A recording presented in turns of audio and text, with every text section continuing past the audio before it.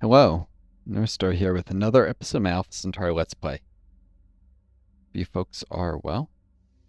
Now previously, I was doing a recording. I don't think I even got the game year. I was really tired. My long COVID was hitting me hard that day.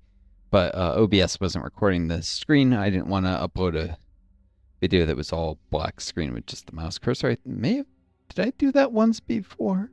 I don't know. It's a bad idea, I think. Hope I didn't, but it's too much to keep track of, and I just got to keep moving forward with my YouTube here. No, I don't actually think I did upload one of those before. Oh yeah, for those new to the channel, welcome. Those returning, welcome back.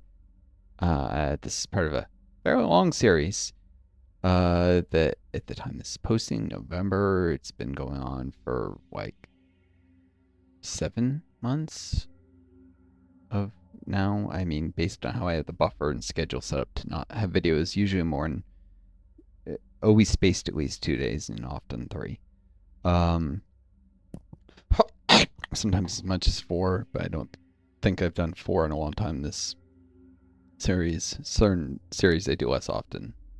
That's because YouTube sharply drops off impressions on any series after 3, sometimes 4 days. You get a few more trailing. Really, it peaks at 2 or 1.5 or so. With my small channel, and YouTube seems very much to try and suppress smaller, newer channels like mine.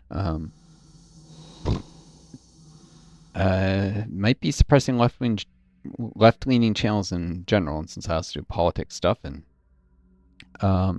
like politics series, and even if I didn't, I have commentary, which can be fairly left-wing in this series. So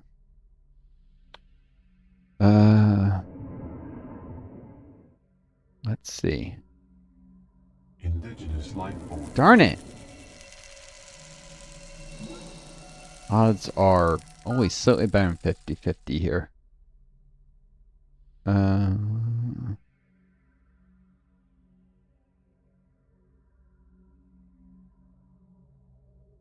I guess I should just give it a shot.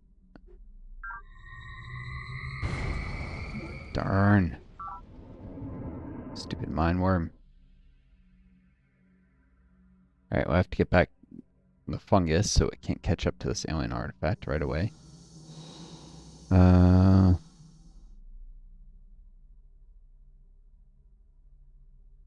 Could have tried to bombard it, but actually it's extremely ineffective usually to do that. However, units that get bombarded don't heal. So I could do that now.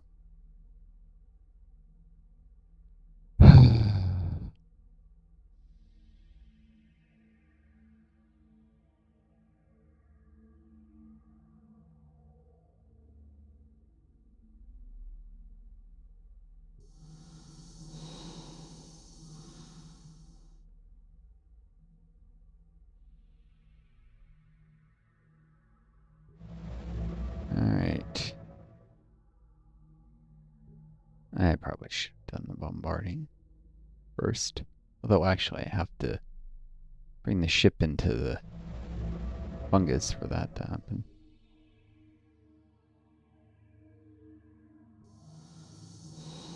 Let's wait there for a turn and they can try and bombard these mine worms. Bad luck happens, right?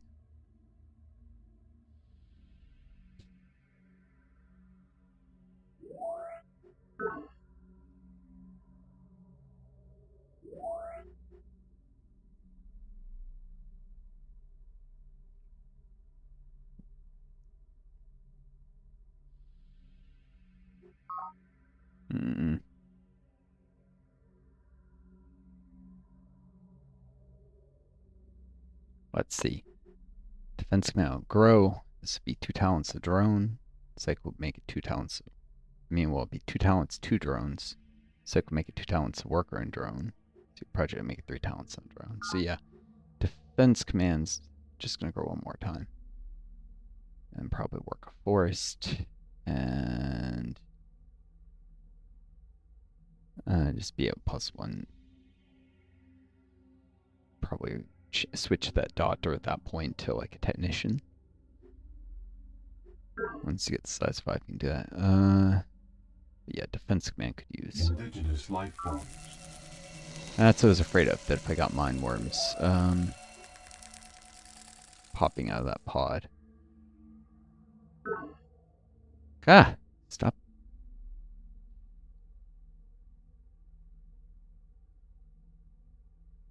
Alright.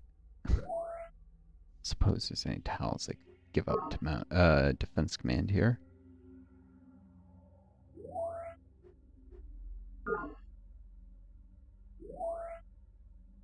Nope, not really.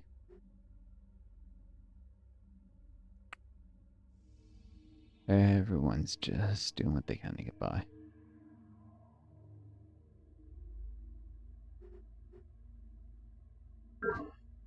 In that coastal area, need more advanced terraforming, and I need to raise some tiles out of the ocean. I plan to do that with raising both of these. Also raising this. No, that'll landlock. Boom, boom. Probably this tile. She'll raise this tile out of the ocean too.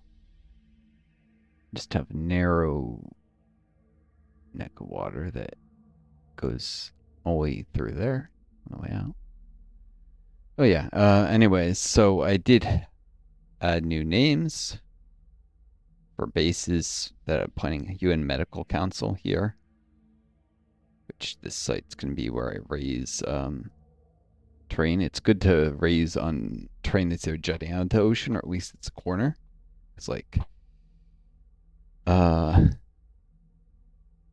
if I raise the terrain here, I raise 3 tiles above the water. Here,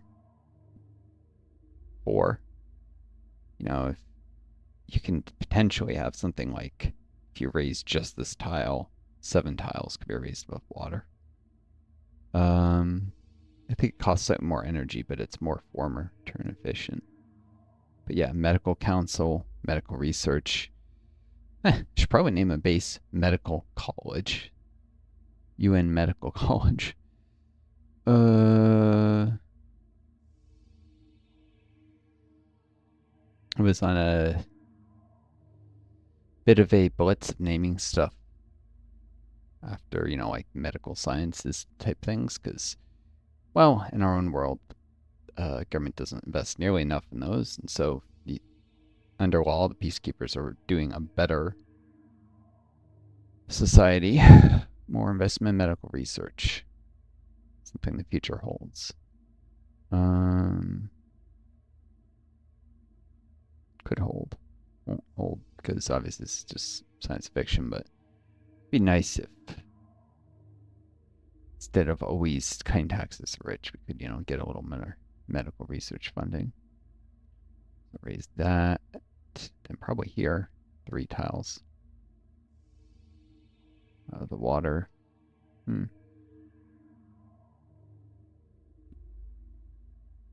Where could I base I name UN Medical College? Oh, right here, near planning agency in the UN headquarters.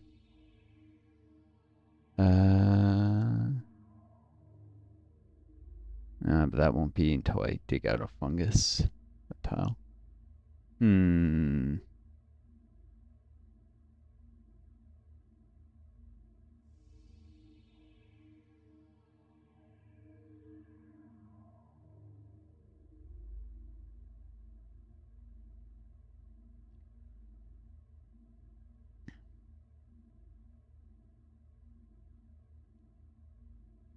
What about here? There's actually a base spot here. I was gonna put a borehole there, but I could also put one there next to headquarters. Can't put boreholes on both tiles, so I don't want to necessarily put one on the river. It'll cut the river short. I mean, if you're really developing the heck out of land, it might sometimes be worth cutting the river short, especially It's that unbought tiles where you can dig drill dock for that previously had rivers running through them. It says recontinue the river. Like a borehole here would allow me to drill the aquifer over here under where World Health Organization is, or more likely over here right next to it. Which would have to pass through at least 1, 2, 3 tiles based on what I'm going to raise above the water.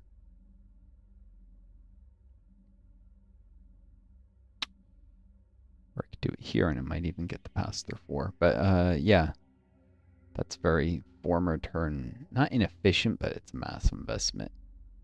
So you don't necessarily want to do stuff like that until you're going to have other ways to improve your terrain. Yeah, let's do it. UN Medical College. Kind of fits with the fact this space probably won't have many tiles to work in. It'll be a specialist space, mostly. I mean, there's a little bit of stuff around it. Could work, but...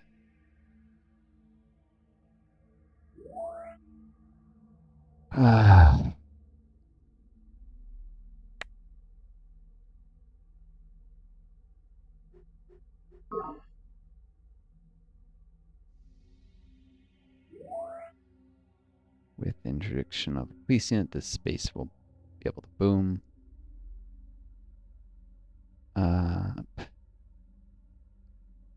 Yeah, I could actually do another colony pod.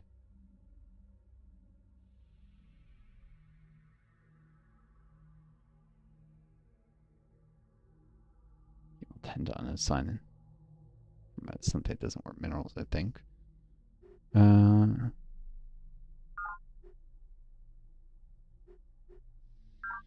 Pot booming. It doesn't matter that much if a base is big. You can fare if it's got, you know, favorable enough psych situation. Like here, I just, as an incidental of all the psych I'm running to boom certain harder to boom bases, when I have a police unit in headquarters, it'll just be in a pop boom while I'm running democratic planned on its own without any extra infrastructure.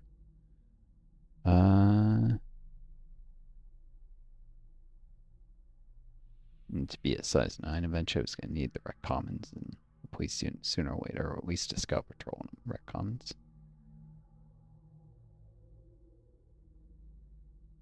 Say that, but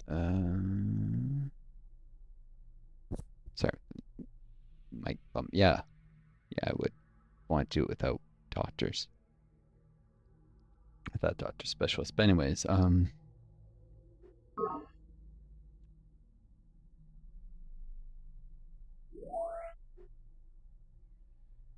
space is pop booming because its phone's crashed continuously. I reach size 9 next turn, in which case it pointed to max population anyhow.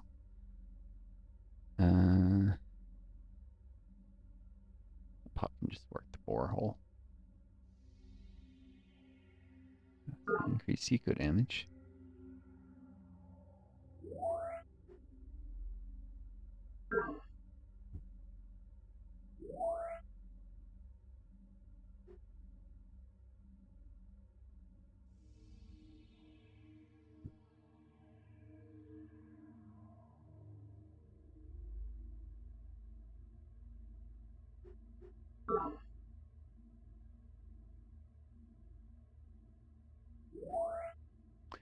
Switch one of these 4 nutrient tiles over to Amnesty Council when it grows. Anyhow, this scout patrol may end up dead.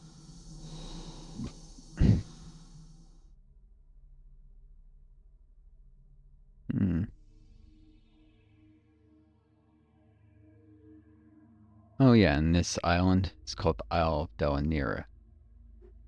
Worth noting. Found the landmark for it.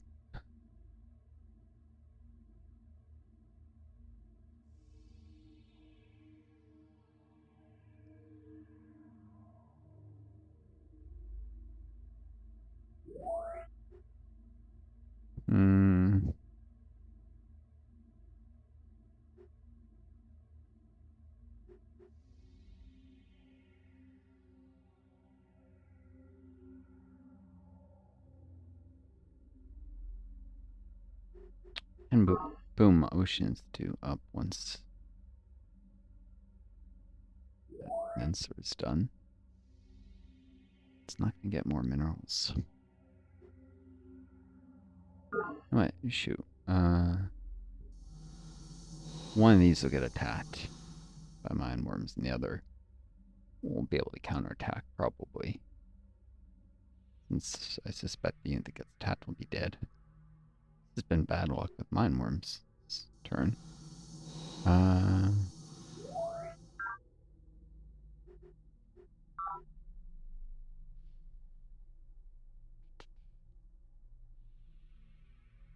not some safe scummer where I just go and undo anything I don't like, so yeah, gotta live with it. Space Golden Age, I think it started. I think it's turned into one, so I can now boom it.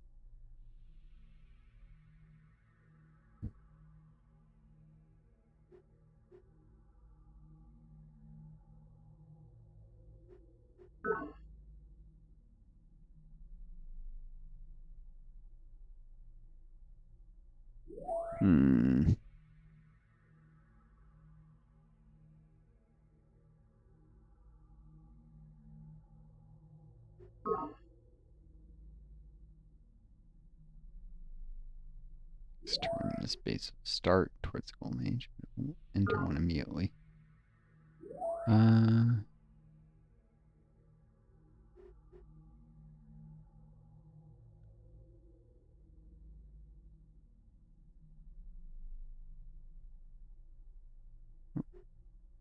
Boom. Yeah. That's in range of headquarters, and working a tile in its range will make eco damage worse. I'm being dumb.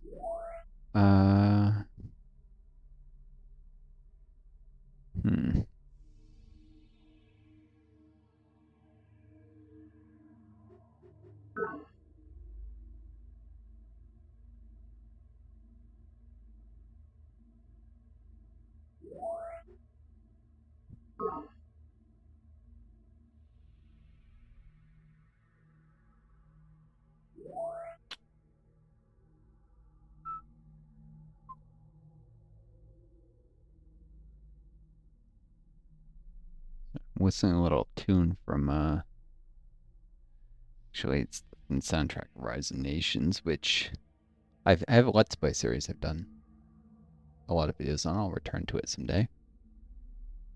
It's hard with my long COVID to keep up energy on stuff. Well, have energy for anything, period. So if I start to lose a little bit of interest, it's even harder to muster that energy. But I'll come back to that. I had gotten a little burnt out, but shall return. 211. So I give up an econ point and a mineral for 2 nutrients. Base is gonna boom anyways. Yeah, no, that's dumb.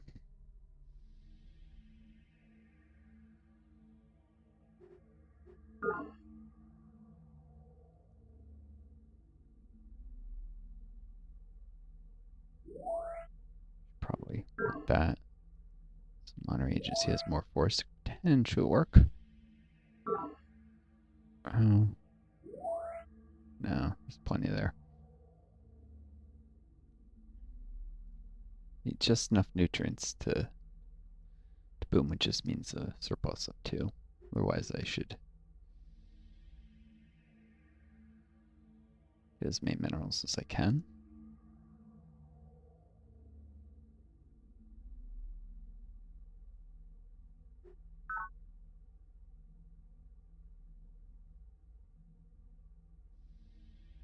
Next turn, it's going to stop booming. Regardless of what I do, and have to get the right commons before be able to boom again. Civil rights agency.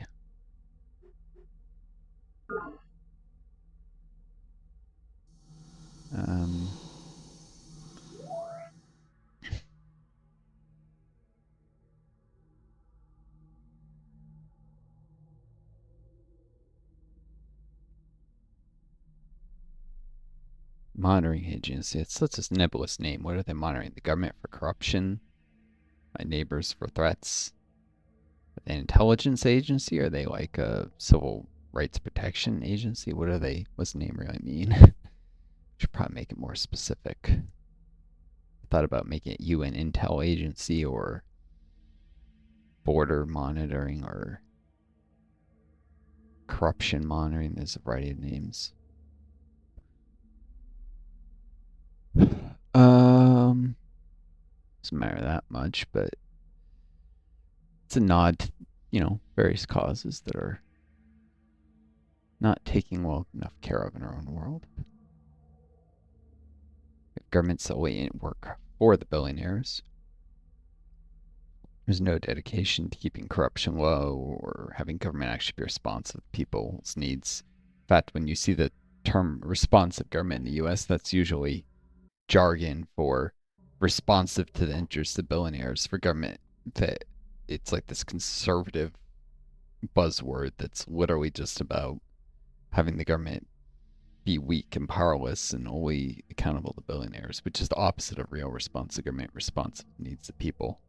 It's just like trusted software, which isn't trust in the sense it's safe.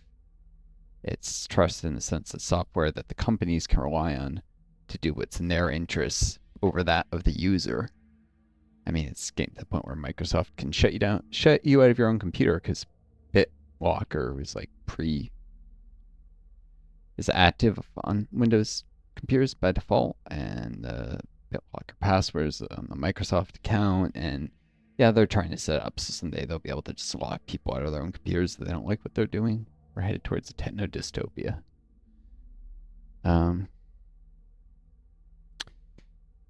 Fucking capitalism. And idiots refuse to accept that capitalism is the problem.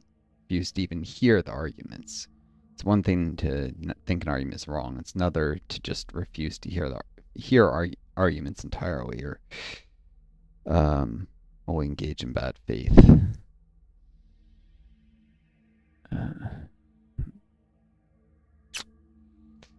Alright, monitoring agency has a police unit and a Recon, and so it'll actually stay in Golden Age all the way up to when it reaches size 8, at which point it falls out. If I assign a doctor, it can reach size 9. I can unassign it after it's just to maintain the Golden Age. Base can be at size 9 without drone rights, without a doctor. It just needs a doctor to stay in Golden Age. So it booms to size 9 quick. Of course, I need more nutrient production for that. Got a condenser in the works over there to produce a couple 3 nutrient tiles, 3 1 tiles. So it should be doable, just barely. Just with that level of improvements.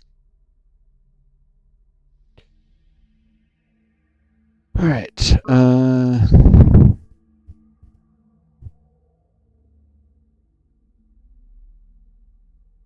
everything is a euphemism and nothing really means what it sounds like it means. That's the kind of messed up society we have. Scout rover. A bunch of other rovers. Oh yeah, I did mess this stuff here up. I had this colony pod coming from, I think, here, and I loaded it to a transport and used it to get it this far. I should have been using it to get it here, and they could have gone to display rights agency, but I decided I'll pull the base here. It can share the nutrient resource. And this base, this pod,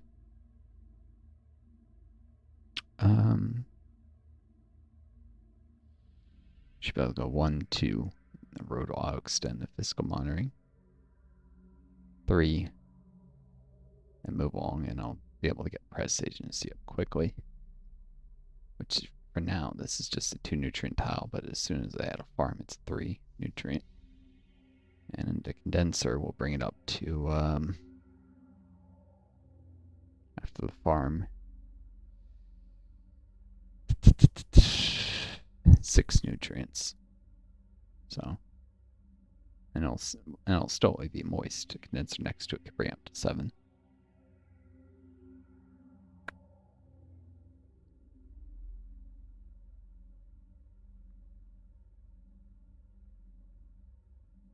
This former, I guess we'll go out there and get to work on that pretty quick.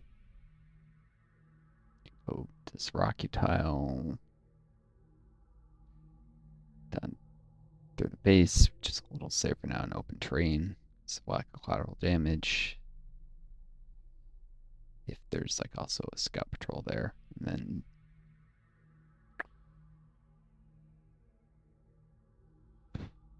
get right on the nutrient resource.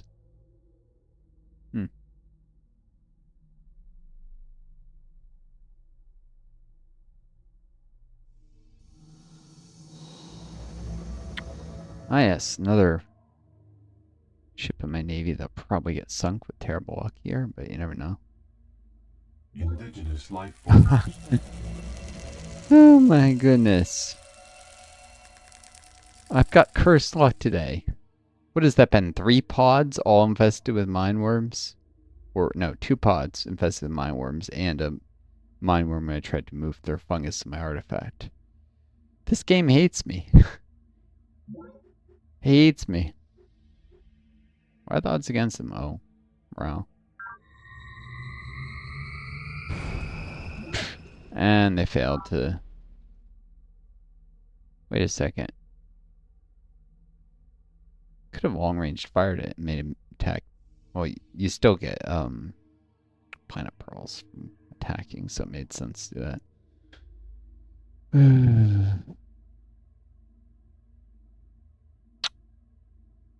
I swear, whenever I stand for the right thing, whenever I talk about injustices in the world, I'll be like cursed with terrible luck in games sometimes.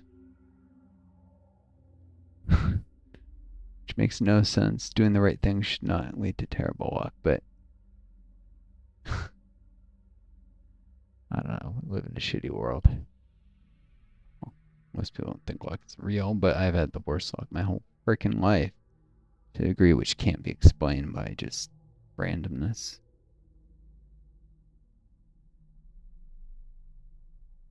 Like, are you sure no, we're not in a computer simulation, bro?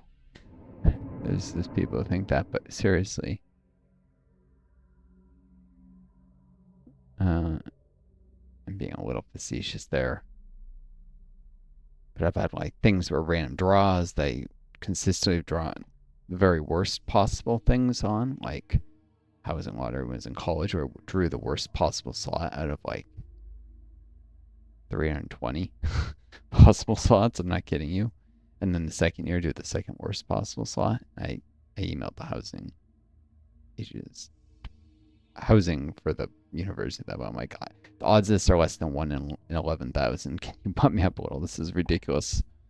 They belatedly got back to me, but after I'd already taken an alternative because I wasn't hearing back from them, I couldn't wait because I had to get my housing straightened out. There were other opportunities that were time sensitive.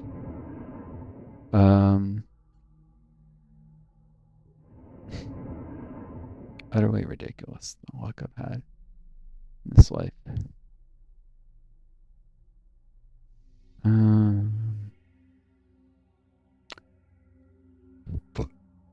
But luck's not real, bro. I swear, people say that are just people who've been lucky their whole lives and don't want to believe there's luck because it would mean good things have happened to them weren't because they were somehow more meritorious than others. People who've been lucky want to believe there's no luck. I've noticed that over and over in life. People have experienced a great deal of positive luck, refuse to believe luck is real. They think they got everywhere they got through hard work and bullshit. Bullshit. They got where they are quite often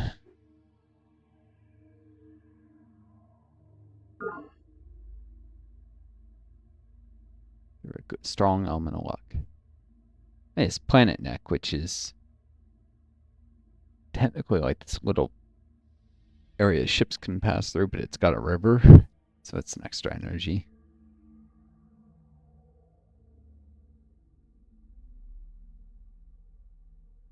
There's also a river tile there.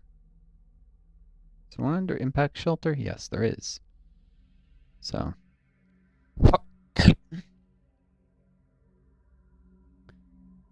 I don't think river works side down, unless this is technically two separate rivers, but it does explain why they built the base where they did. Oh, the energy! I can actually see the Spartan.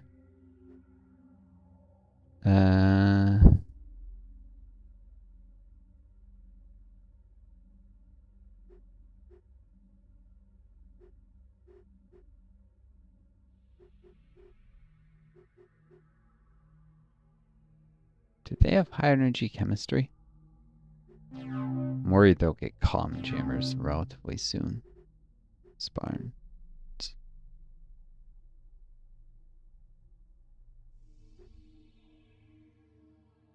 Nope, they do not.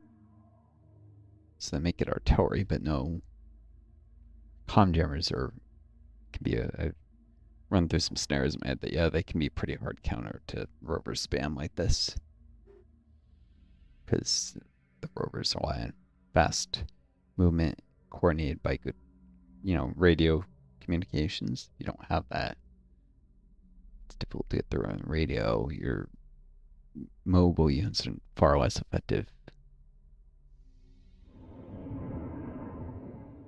I feel like it was based on the insight that in real life, like tank forces, not actually that effective if they don't have good comms. Their tanks are surprisingly easy to pierce the armor of if you can set up good ambushes and such. It's the reason tanks are so effective is mostly because of their ability to coordinate, communicate, and move quickly, as well as needing specialized equipment to get through their armor, like anti-tank rifles, bazooka type stuff.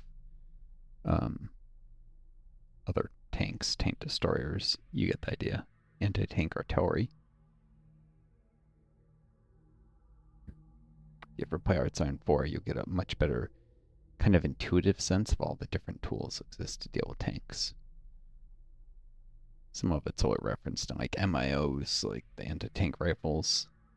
Some of it's in anti-tank landmines. Some of it's references actual equipment pieces in anti-tank artillery. Which is, it's not some stupid game thing. That's a real thing that existed. Artillery that specializes in firing high velocity hardened rounds instead of high explosive rounds. High explosive is to deal with soft targets like infantry and trucks. Hardened high velocity rounds for piercing armor of tanks. Or bunkers, actually. Which in the game it's also good at wearing down bunkers. Doesn't give an attack bonus against them, but it does cause damage to them. Which is, it's the suboptimal way to fight that. I should give an attack bonus against forts, but oh well.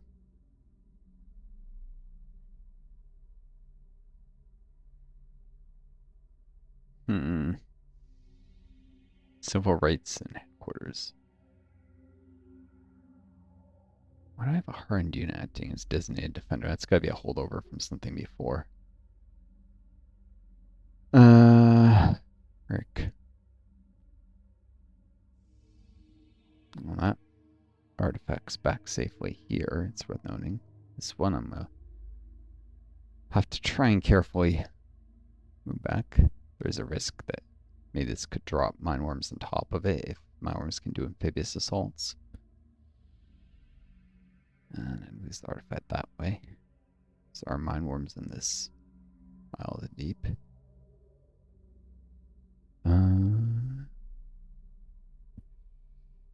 Shit happens, you can even lose alien artifacts on occasion to mine worms. I had some good luck early game. Like, I think this nutrient resource here think this came from a pod, didn't it? I could have sworn it did. I don't think the start was a bunch of rainy towels, but I don't think I had any resources to pop that pod. That was really good luck. But, you know, bad things happen too. Alright,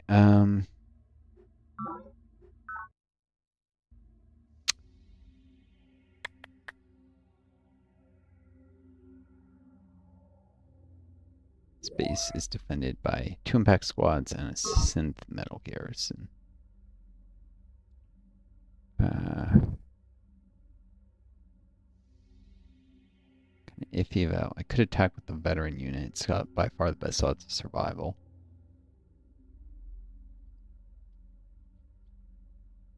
Or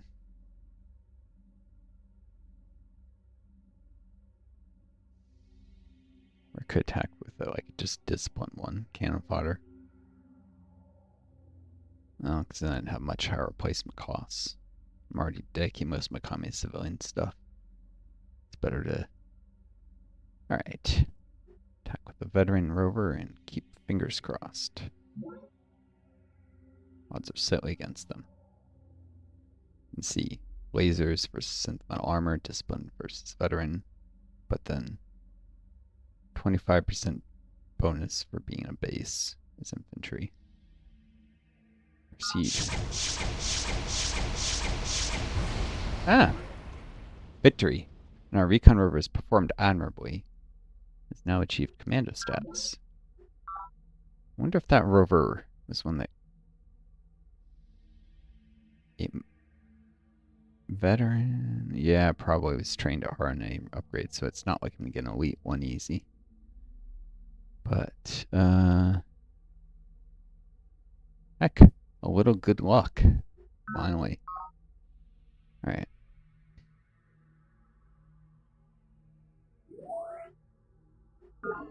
I'm worried about other attacks coming in. Fort Superiority has 6 of these impact squads grouped up. I'm close to having a 7th. But they can only attack at 1/3 strength. At the base, the AI generally avoids that, and indeed, probably not the wisest idea if I outnumber them. On the base, if they had the numbers, sure. They'd win more fights than they lose, but if I outnumber them, I'll lose slightly more rovers than they lose impact squads, but I can counterattack and wipe their stack. Because of collateral damage, they have to all be grouped up on the road. We'd only have to kill like 1 unit to wipe all the badly damaged ones, and maybe a couple more severely damaged units to completely eliminate the stack. Be a massacre. Didn't want to trade like that, as long as I'm careful about units or designated defenders. It'll be very much my advantage to do that, but they probably won't try it. It's not strategically sound or tactically. And the AI is programmed to avoid attacking with the rush penalty usually.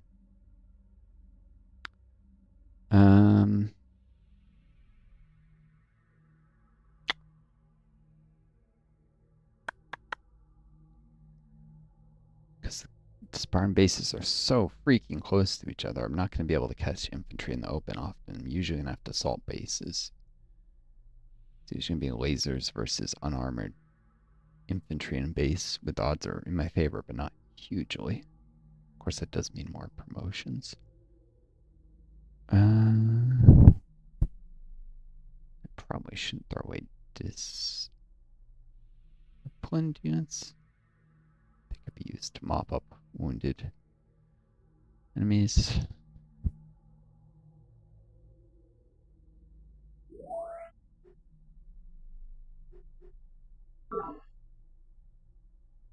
Just trying to figure out what unit to attack with.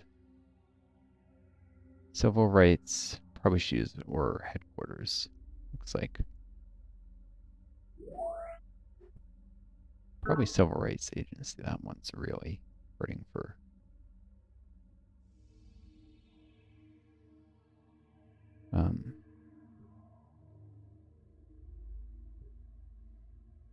And this location is safe even from rush attacks, even if they came out of solid domain, which doesn't have Any units? 6 at the scout patrol right now.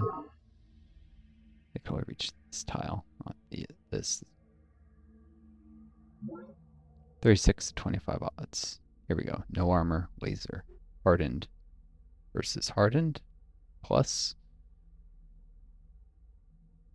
Yeah, they have +2 morale, which gives effectively an extra experience level in defending. So 2.25 to 1.56 strength.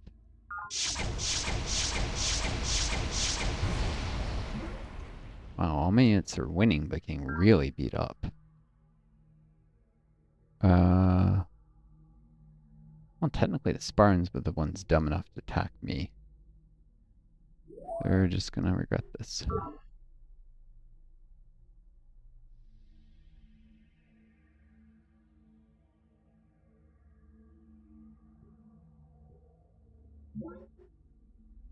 Eight to 5 odds. This one's only disciplined.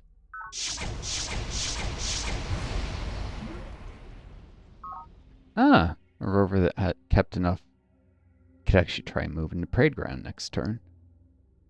Well, next turn. Now. I forget there's a chance of bouncing if you're taking a base in the first place. No, there is a moving into one with your own units. You don't have a full move.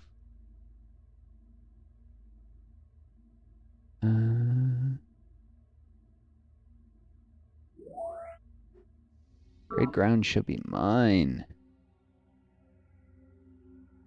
Suckers.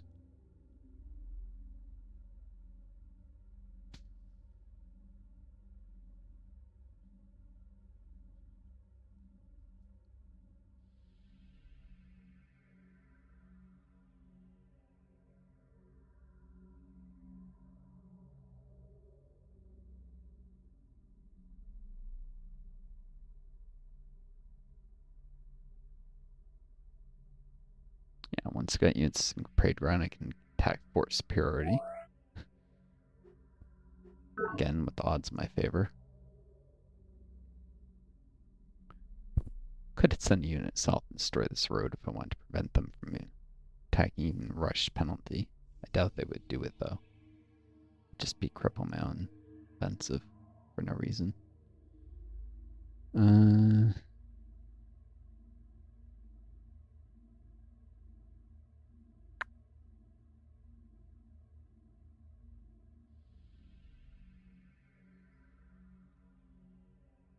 Yep, they can bounce that way. You know what? Maybe some consider this a little cheap, but I wanted to see if they can bounce. And there's already a unit in the base.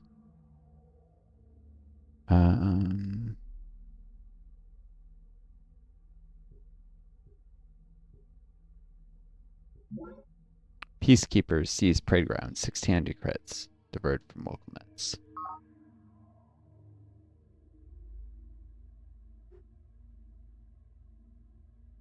Commissioner Law captures parade ground to achieve the first peacekeeper conquest. Colonel Santiago of the Spartans already achieved the first planetary conquest in 2167. I'm guessing that was the university base of Darwin. Which means she's been at war with them quite a while. 50 years. All your base all belong to us now.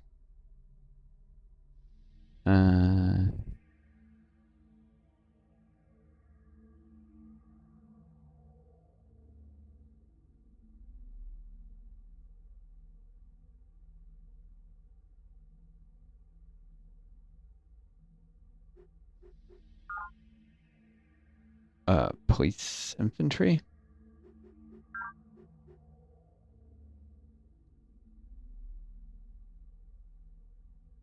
I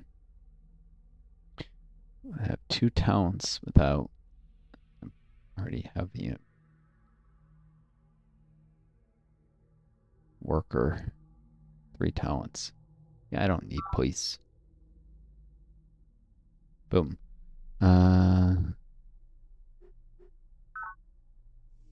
Police infantry. Try.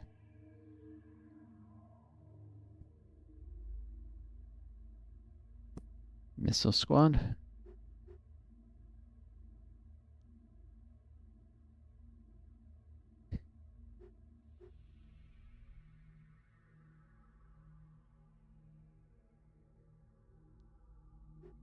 Do trained infantry and then promote them up. Not necessarily worth it. So it's training the laser squad, maybe. Something.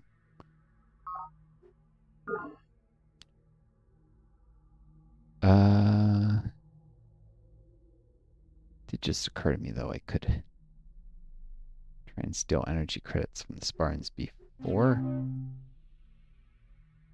I don't know if I explained this before. I think what's going on with the Spartans is the chance of energy credit stealing success was just based on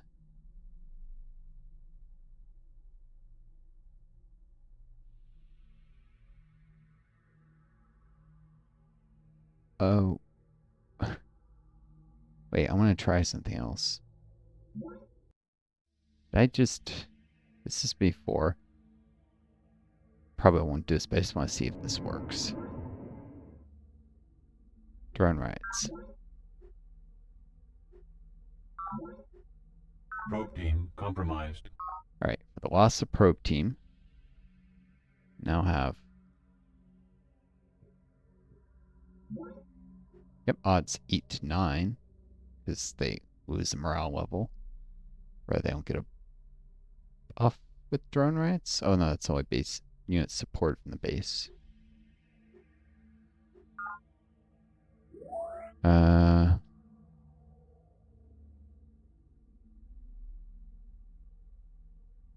doesn't work.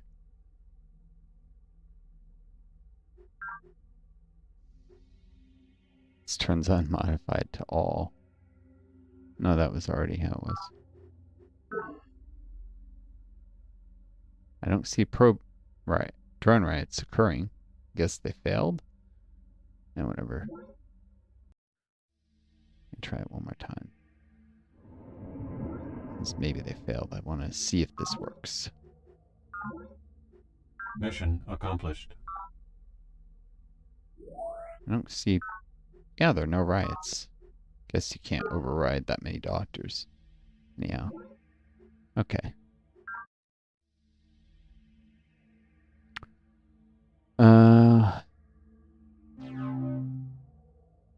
So yeah, the amount of energy I steal from the Spartans is it's basically 1 turn's income, so larger, wealthier factions you can steal more energy from. And odds of success are based on the probe team morale, nothing else. So it's 50% chance odds of success to steal 12 energy with a disciplined probe team right now. But, and this is the key thing, if I were to take this base next turn before they finish this infantry, I don't need to worry about sabotage it. If I were to level up the probe team from a successful mission, I would be able to get more chance of success.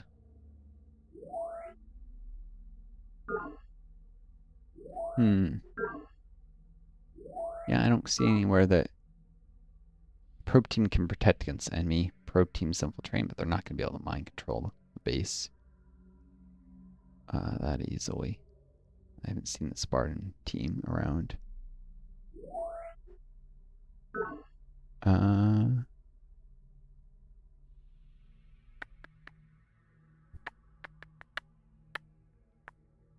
yeah, if you look at this is just before I captured the base after I cleared. 50% chance of success. Or 100%.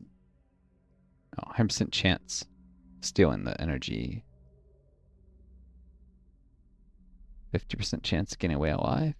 Versus if I try to frame someone, they're guaranteed to get caught.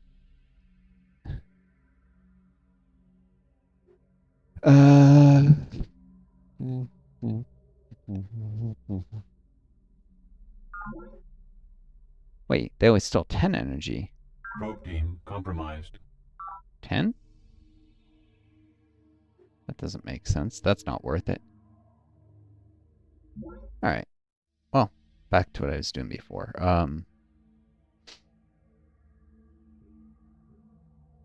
Experiment a little with the different iterations of what I could have done differently.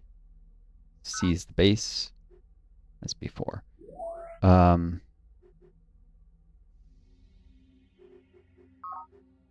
do a missile squad.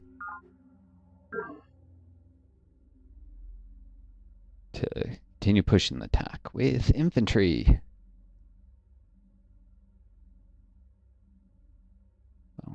Most cases. Shoot, no, I'm looking. They would end up attacking with a rush penalty almost anywhere they. Screw that then. Recon Rover.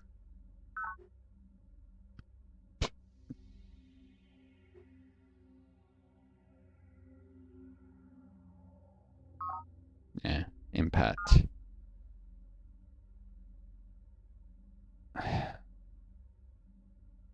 Returns.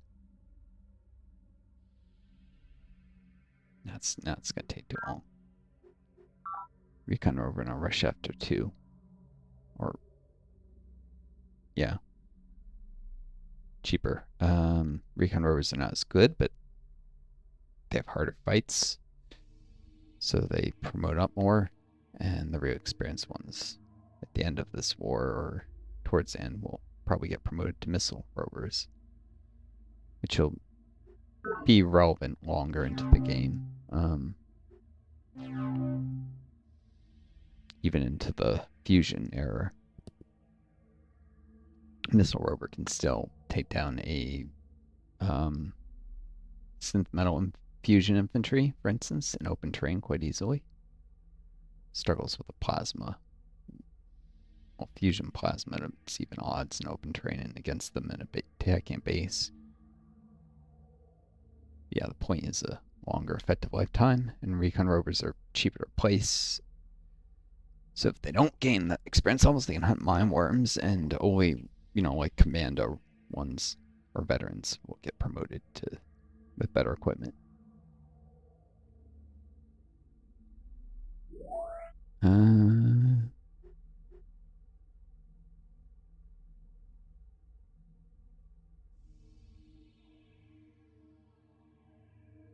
Trying a way I could queue up an Impact Rover, disband a Recon Rover, and get Impact Rover done very quickly. That'd be a way to deal with damaged ones of low experience. I don't need damaged disciplined rovers, but it's something to consider doing, maybe.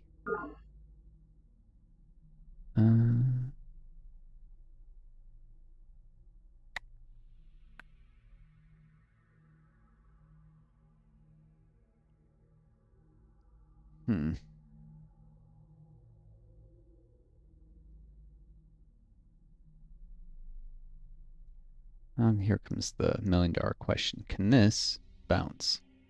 Yes, it can. Oh well. 1 in 3 chance it would get into the base and be able to be healed faster. Boy, and more transports down here. Do not have one over here. One over here, one over here. Another one's way the frick up here. Hope I can call any pods out quicker.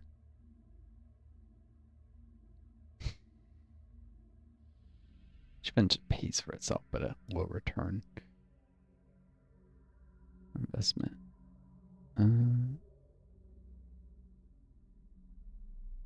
Okay. I have 3 full health rovers left in the stack.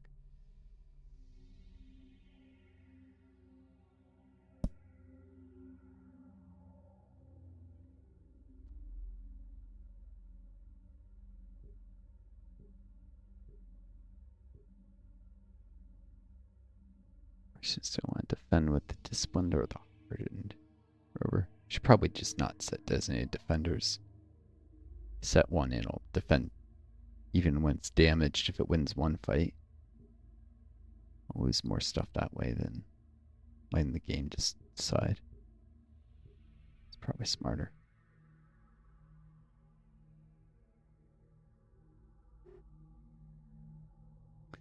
So I got 4 rovers in the base, 5 with this.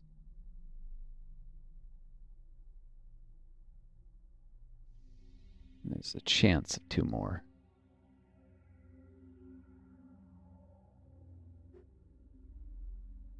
Should find out if they make it. Nope.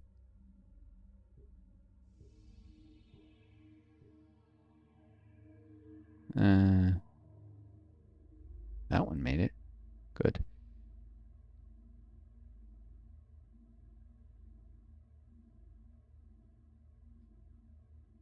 Very good, because they could maybe, if the Spartans are dumb, be attacked by 6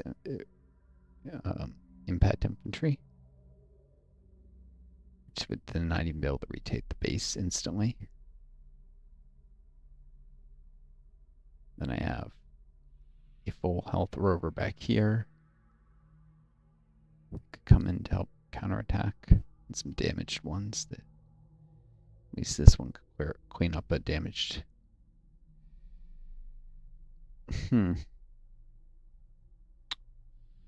Concentration of forces is so less than like, but oh yeah, and these guys are also going to be able to counterattack too. I don't remember that.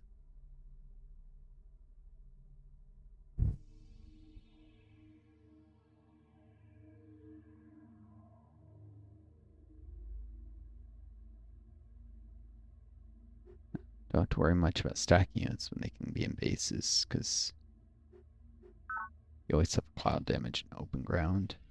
There's no artillery yet, which is the hard counter stacking even on base.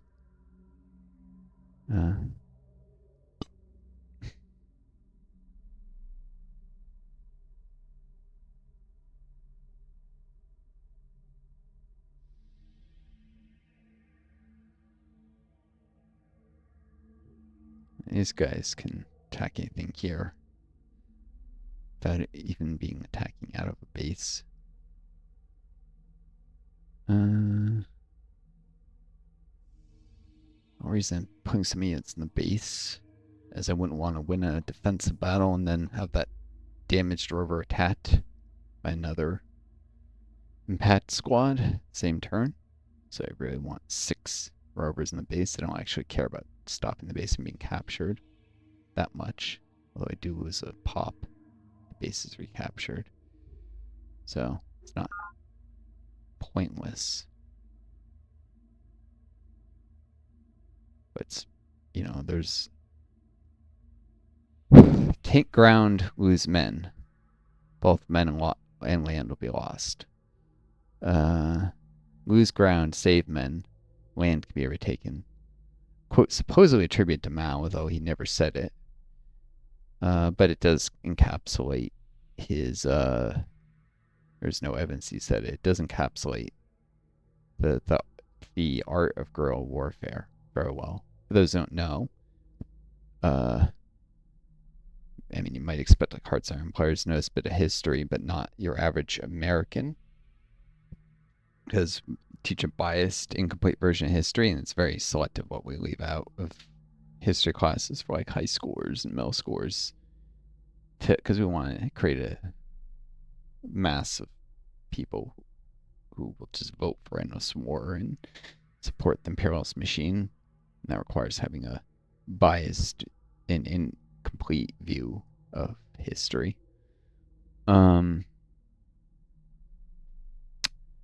Mao actually won against the in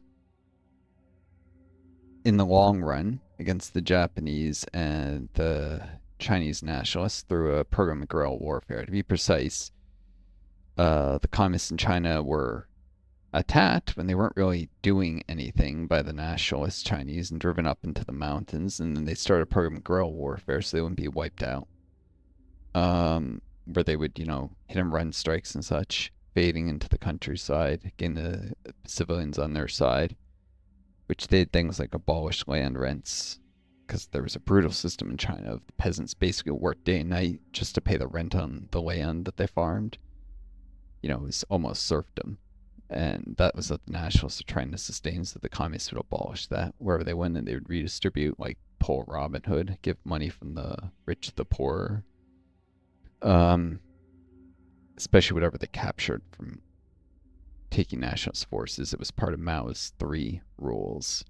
It was very clever, whether you think he was a good guy or not. The fact is, you did the right things to get the population on his side. And so the Japanese attacked. They focused.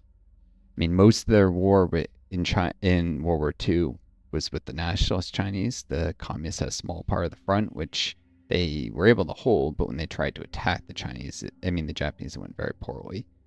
But when the nationalists tried to attack, it generally went poorly too. The fact is, the Chinese forces were much worse equipped than Japan, which had historically been armed up with like British technology. I'm not even kidding you. The British helped arm the very nation that became their enemy in World War II.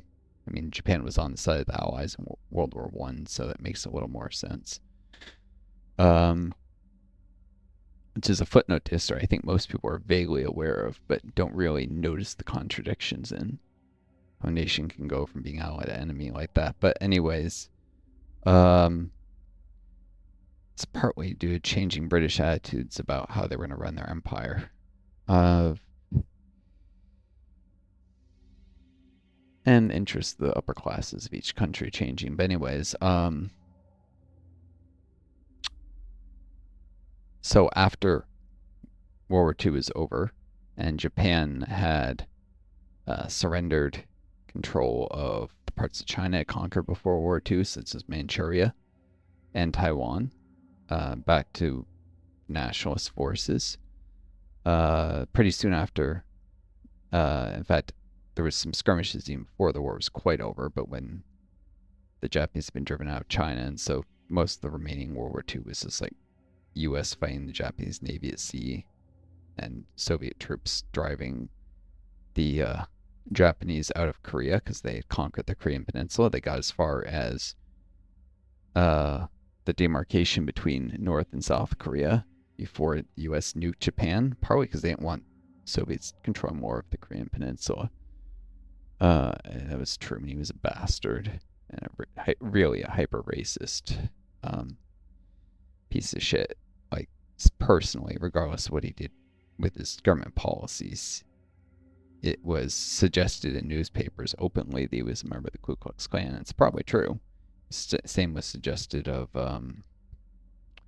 Woodrow Wilson. There's circumstantial evidence they were both Klansmen. Yeah, that should change your view of history a little. But anyways, and this isn't just something I'm pointing out. Again, their political opponents accused them of being Klansmen in newspapers. It was something that had enough credibility that could be openly leveled as an accusation with some evidence for it. They definitely had relatives who were Klansmen, like uncles kind of thing, but who doesn't have a crazy uncle who's right wing? In America, unfortunately, a lot of people. But yeah, that's how the Korean Peninsula ended up divided between North and South, with the Soviets having liberated North Korea from Japanese occupation. South Korea had not yet been liberated, and the U.S. actually kept the Japanese occupation force essentially in power. They removed some of the Japanese officials, but kept the ethnically Korean collaborators with the occupation force in power. Set up a fascist government. It really was a fascist government in South Korea at the time. That went about brutally purging communists, murdering them throughout the country, and carrying out cross-border raids into North Korea, which is what eventually provoked North Korea to say, fuck this, and invade South Korea. And then we say, oh, it was brutal, unprovoked aggression by North Korea. No, it wasn't. No, it freaking wasn't. If you know any amount of the history that the U.S. government doesn't want you to learn, but can't cover up, it just doesn't. It's not just the government, it's actually more like these conservative women's groups that prevent certain history books from being taught in high schools.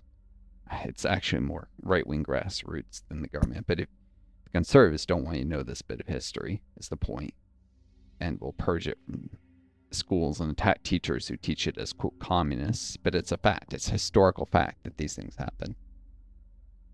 The cross-border raids, the saber rattling by the South Korean leader who said North Korea had no right to exist, talked about conquering them, but he was much weaker than the North Koreans, so he was really relying on pulling the U.S. into the war the same way that Israel's now relying on. God, YouTube probably try and censor me for saying that. If I ever get to monetize my channel, for mentioning Israel, they'll demonetize the video. Freaking corporate censorship. But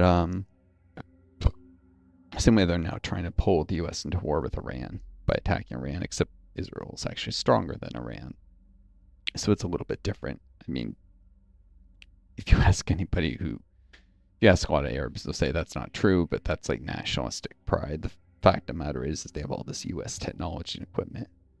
They may not have a lot of it and not be able to win in a war of attrition, but they're not trying to get into a war of attrition. They don't have the professionalism or training standards that they like to pretend they do, but even top-notch equipment, even used poorly, can still sometimes be a serious menace. Let's see. So, but Mao did a guerrilla war in the early stages against the nationalist government of China, while continuing to win over the people to his side and getting, in many cases, like peasant uprisings to help him on a small scale.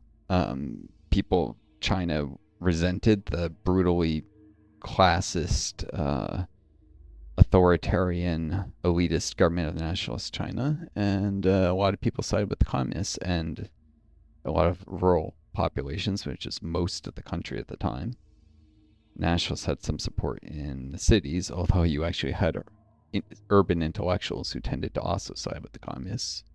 So their support in cities was like from the merchant class in cities. Program of guerrilla warfare until the communists were strong enough to just win in the open field against the nationalists, eventually with some equipment and technological help from the Soviet Union. But the nationalists are getting tons of tech and equipment from the United States, so you can't really fault them for that. Mao was a good war leader, at least. It's questionable if he was a decent leader of the country after peace was attained, but he was definitely a good war leader.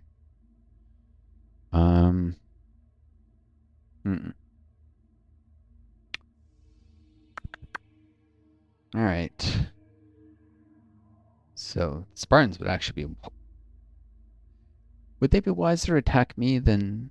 No, if they attack me, they'll be wiped down collateral damage. If I have to attack them, I attack... Most of the battle's actually in my favor, but I can't do the collateral damage thing, so... In the end, I lose almost as many units as they do. Whereas if they attack me in the first round, I lose slightly more units, but in the second, I lose almost nothing when I do a counterattack, and they lose everything that's left. So it's like 6 to 4. Like they lose 6 units, I lose 4 versus like 3 to 6. Yeah, no, I guess it's better for them to attack me than to wait to be attacked. Either way, they're screwed. The disposition of forces does not give them much of a chance of success. Force superiority will fall, be liberated from the fascist Spartans, because they are fascists, really. Examine their ideology with a critical eye. And hopefully I can drive Santiago to surrender once my forces run out of steam, so this doesn't get into it long drawn out war.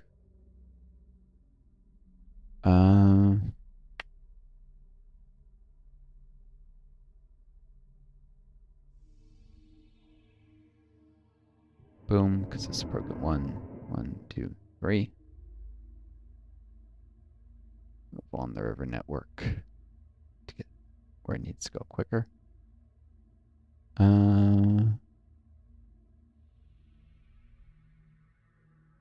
yet another Recon Rover.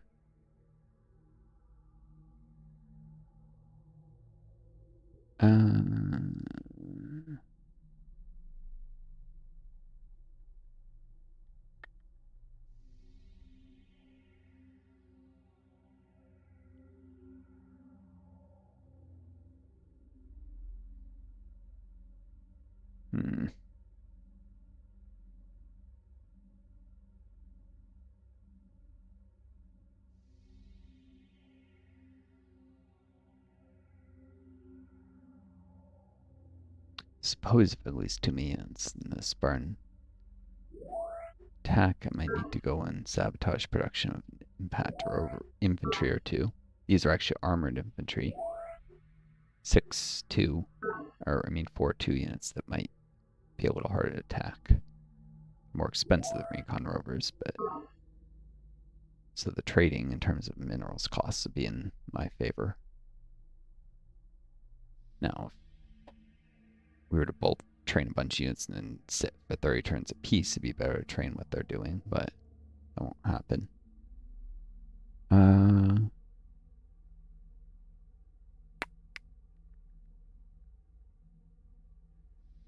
Right.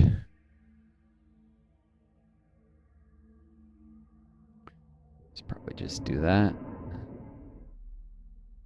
to the river network.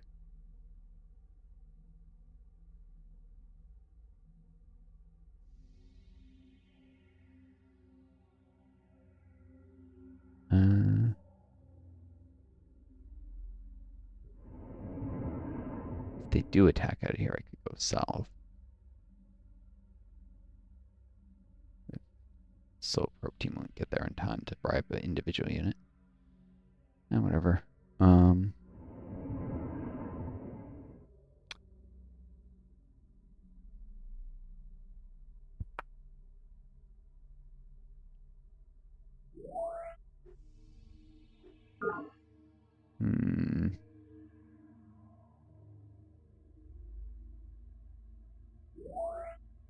Impact Rover has no progress to speak of.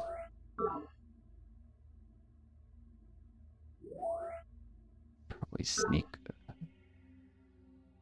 Probe team pass bunker 118 though. Get the Sparta command.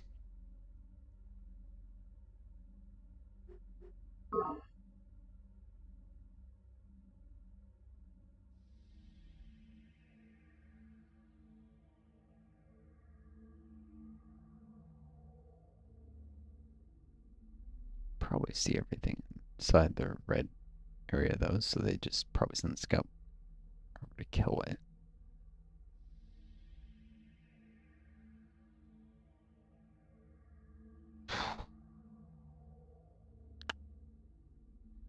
This whole thing was about scouting out their lands in peacetime, since war broke out.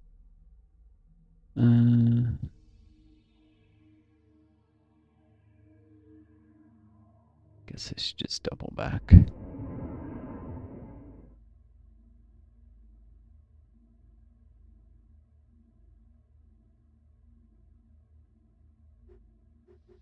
I know when to ban a strategy. It's no longer makes sense.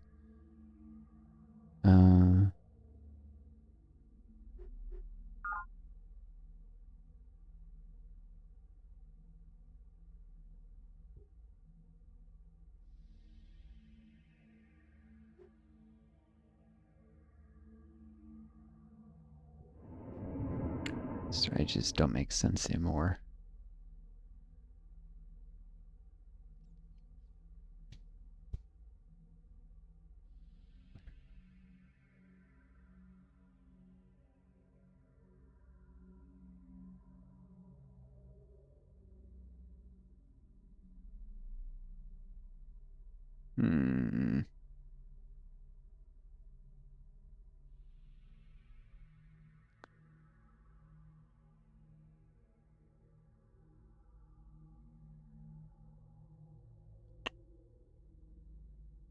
Now, of all things, I'm thinking of the Elder Scrolls Morrowind. I'm gonna do a Let's Play that at some point, although I don't know if I'll start a new character. I have high elf Silent Apprentice have been doing in that game forever. With Marwin Kopatch stuff. If I can find the configs of what I already just copy them over successfully, maybe I'll continue with that. It takes forever to grind in that game. So I'm showing you guys stuff not from the very early game. Some may find that more exciting. But the kind of people who like an early game of a game and then lose interest quickly are not going to follow the series into the later game anyway, so whatever. And I'm probably not going to sub to the channel. People with attention spans that short usually don't sub.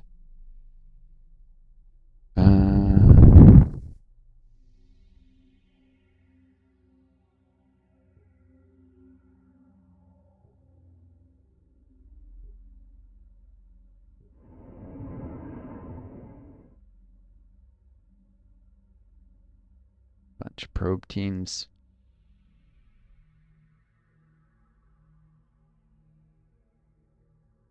One of them's got 2 moves. Where did it come from? Mike here. Be good to guard him.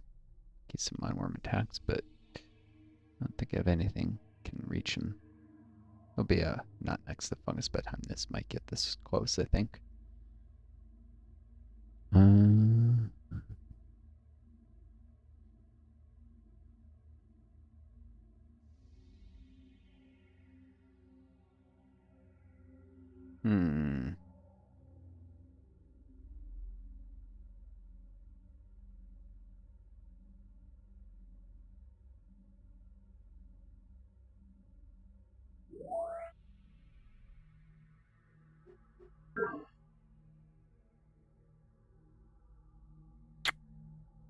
Could attack solid domain and take out the scout patrol this turn, but I wouldn't be able to actually take the base.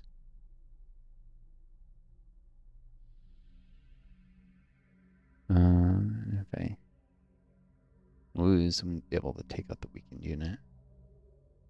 Give me a second. Aha! I was just looking at this and I noticed Fort Superiority is already, after I took that base, supporting so many units, it's in a mineral shortfall. So, I think it's the only base that is.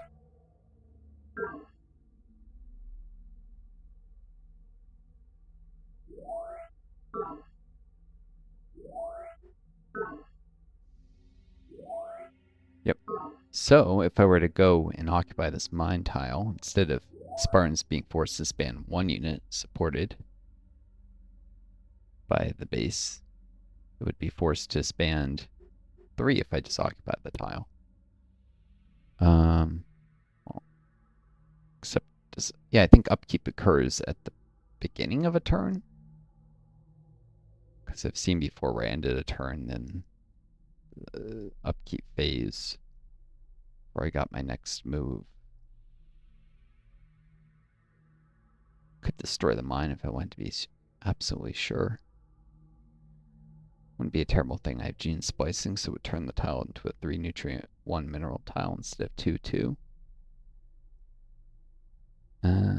Given I can do pop booming easily enough.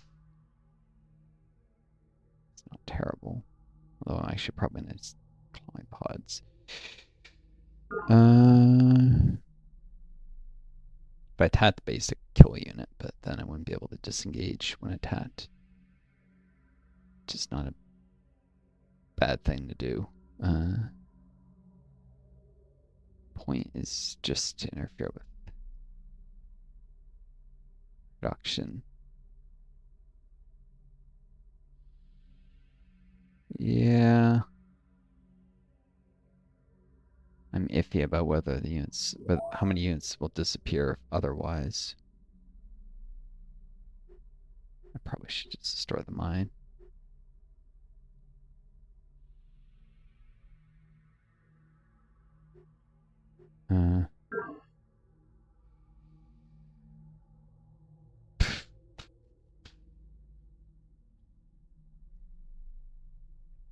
Plus, when I capture these bases, they're not super happy. Wait, yeah, 2 talents when it would normally be 2 talents and a worker. So this would be like 2 workers, or 1 worker, 1 talent. I have to run a, well, if we capture the base, that would be everyone there.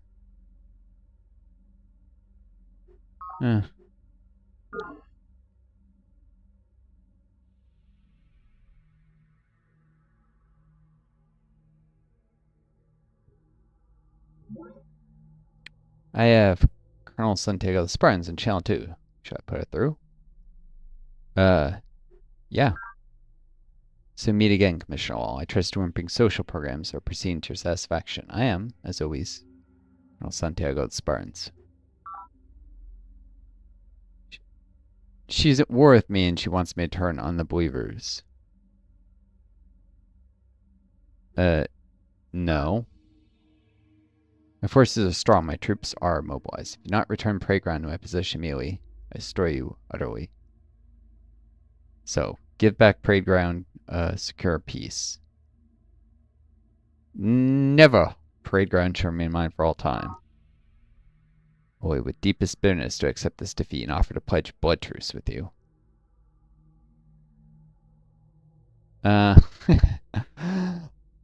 My offensive hasn't petered out yet, and I can trade well, and at least weaken our military further. So for the next war, defend yourself or be crushed. So be it. Vendetta upon you all, and your whining minions shall be obliterated to the last man. She's threatening war crimes. Sounds like she's threatening to obliterate bases.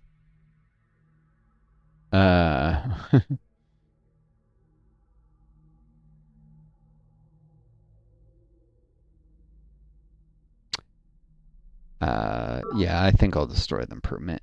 It's possible. Take down the mine.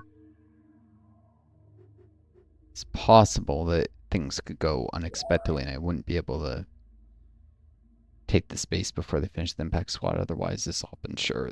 There's no way they get it done. Gives momentum to my forces. And guarantees, even if they take the mine back, the tile back now, they have to spend at least 2 units just due to lack of mineral upkeep availability. Unless, yeah, I don't think they'll get the chance to reassign support before that'll happen. So, cool. This unit hasn't tapped this turn, so it should be able to disengage.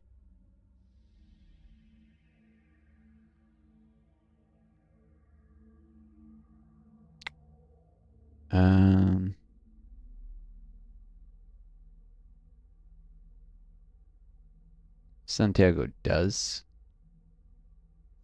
try and attack me. I might want to defend on open ground where I can disengage with some of my rovers. Instead of in the bases, that's actually smarter in hindsight.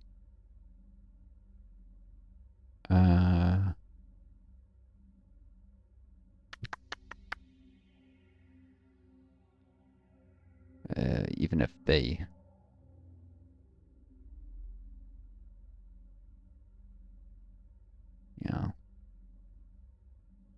with the discipline units defending the base. No.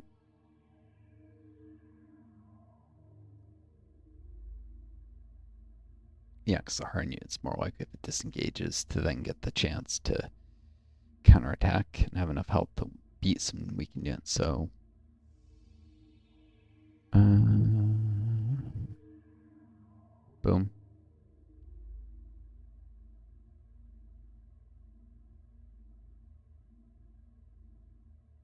And put that in sentry mode. All these disciplined units that also sentry mode.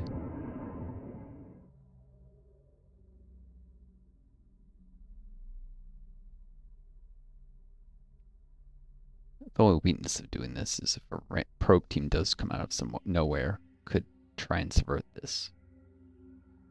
What place it could come from? It would reach this rover. One could otherwise, though, is here. I see this one scout patrol. Doubt they would leave the base defenseless.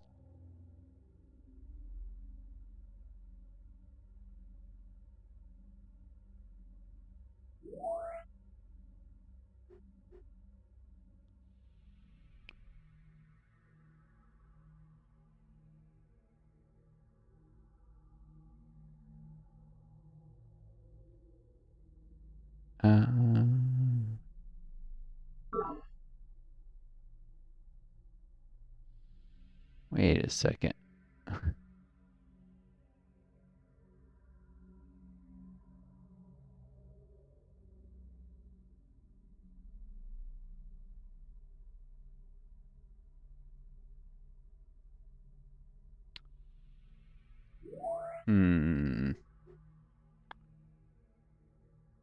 If I could cut off solid domains, access these minerals, wouldn't be terrible. And energy.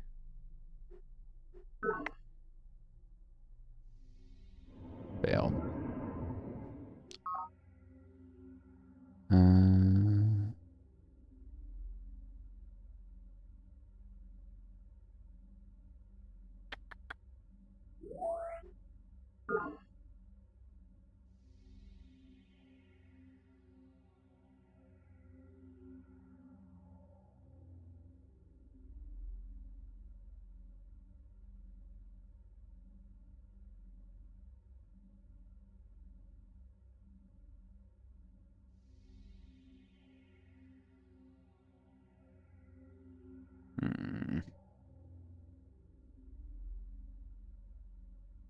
Yeah, let's guard the base with what's left.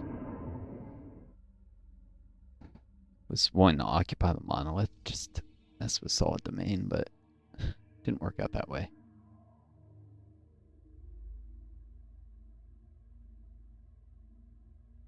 And for the most part, I need to defend the base. Defending here because it's on the road to the base. So I gotta put the probe team somewhere. Sitting in the base. If I lost the base, it was the probe team. That'd be bad.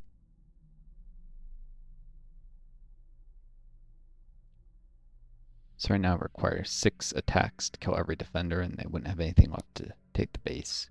And that's all if they win every single fight, which they won't. So probe team is safe. Safe, safe. I'm at 1 hour and 28 minutes here, so I am going to cut this video. I think enough excitement for video. And I almost should go on to other things, but I mean, I almost should cut this in two, but I'm going to go on to other things. So wish you all the best. Take care of each other. Be kind to yourselves. May you always find a guiding star to lead you home. I do. And best luck to you all.